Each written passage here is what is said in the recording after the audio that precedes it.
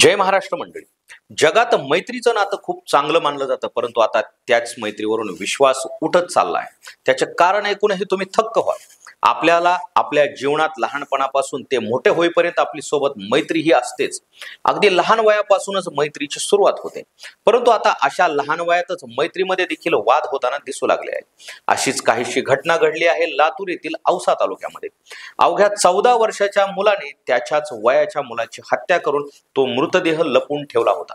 त्यामुळे ह्या मुलांची मानसिकता कशी होत चालली आहे आणि जर आपण हत्या केली तर यातून कशी सुटका करायची हे देखील यांना समजत आहे. तसेच आत्ताच्या मुलांना स्वतःच्या रागावरती नियंत्रण ठेवता येत नाहीये. त्यामुळे अशा घटना घडल्याची समोर येत आहे. चला तर पाहूया 14 वर्षीय मुलाने त्याच्या वयाच्या मुलाची हत्या का केली. लातूरमध्ये नेमकं काय घडलं. नमस्कार मंडळी, मी पी के भांडवलकर सत्ता या चॅनल मध्ये आपल्या सर्वांचं मनपूर्वक स्वागत करतो. औसा तालुक्यातील कमलापूर येथील मृत रितेश गिरी व त्याचे 2 मित्र राजू पटेल वय वर्ष 14 व प्रसिद्ध थोरे वय वर्ष 14 हे तिघे मित्र शनिवारी तारीख 11 रोजी दुपारी विजया गिरी यांच्या शेतात असलेले नारळ खाण्यासाठी गेले होते. परंतु रितेश गिरी हा रात्र झाली तरी घरी आला नव्हता. रात्री 9 वाजेपर्यंत रितेश याचे वय 14 घरी न आले ना त्याच्या कुटुंबियासह नातेवाईकांनी विचारपूस करीत त्याचा शोध घेतला, मात्र तो कुठेच सापडला नाही. त्याच्या सोबत गेलेला प्रसिद्ध थोरे हा गावात रितेशच्या वडिलांना दिसला. त्याला रितेश बाबत विचारले असता प्रसिद्धने तो माझ्या जवळून केव्हाच गेला असल्याचे सांगितले. तसेच आता तो कुठे गेला हे माहीत नसल्याचंही सांगितलं. घरच्यांनी रितेशचा शोध घेतला, मात्र तो सापडला नाही. त्यामुळे संपूर्ण कुटुंब रात्रीचा रितेश कुठे असेल याची चिंता करीत ते झोपले. दुसऱ्या दिवशी रविवारी रितेशचा शोध घेत असताना त्यांना राजू पटेल हा भेटला. त्याला रितेश बाबत विचारणा केली, मात्र त्याने उडवाउडवीची उत्तरं दिली. राजू पटेल याला विश्वासात घेत अधिक चौकशी केली असता त्याने धक्कादायक माहिती दिली.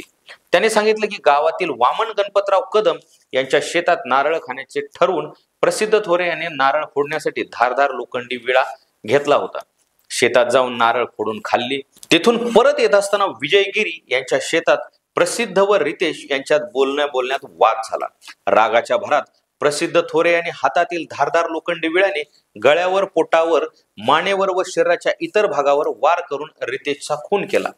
त्यानंतर रितेश याला विजयागिरी यांच्या शेतात असलेल्या सोयाबीनच्या गुळीत पुरावा नष्ट करण्याच्या हेतूने गाडून त्यावर गुळी टाकली. यावरून रितेशच्या कुटुंबाने शेताकडे धाव घेत गुळी बाजूला सारून पाहिलं तर त्यामध्ये नग्न अवस्थेत रितेशचा मृतदेह दिसून आला. त्याच्या गळ्यावर, मांडीवर, हातावर व डोक्यावर वार झाल्याचे दिसून आले. त्यानंतर ही माहिती पोलिसांना देण्यात आली. या सर्व घटनेमुळे गावामध्ये ताणतणावाचे वातावरण निर्माण झाले. तसेच संशयिताला अटक केल्याशिवाय मृतदेह ताब्यात घेणार नसल्याची भूमिका रितेश गिरी यांच्या नातेवाईकांनी घेतली होती.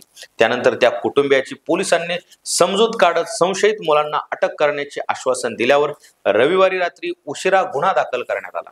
तर मंडळी, अशाच माहितीपूर्ण व्हिडिओसाठी आपल्या चॅनलला सबस्क्राईब करा.